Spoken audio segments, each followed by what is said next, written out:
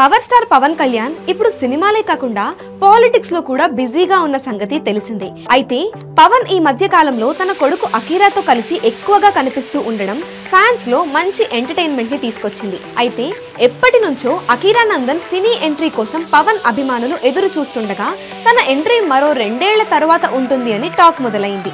అయితే ఈ డెబ్యూ కోసం దర్శకుడు ఎవరు అనే మాటపై ఇప్పుడు కొత్త రూమర్స్ మొదలయ్యాయి. మొట్టమొదటిగా అయితే అకీరా డెబ్యూ పవన్ కళ్యాణ్ ప్రాణ స్నేహితుడు ఇండస్ట్రీ హిట్ దర్శకుడు త్రివిక్రమ్ శ్రీనివాస్ తోనే ఉంటుంది అనే టాక్ వైరల్ గా మారింది. ఎలాగో ఇప్పుడు త్రివిక్రమ్ బన్నీ సినిమాతో బిజీగా ఉన్నాడు. ఈ సినిమా మొదలై విడుదలయ్యేసరికి ఇంకో 2 ఏళ్ల సమయం పడుతుంది.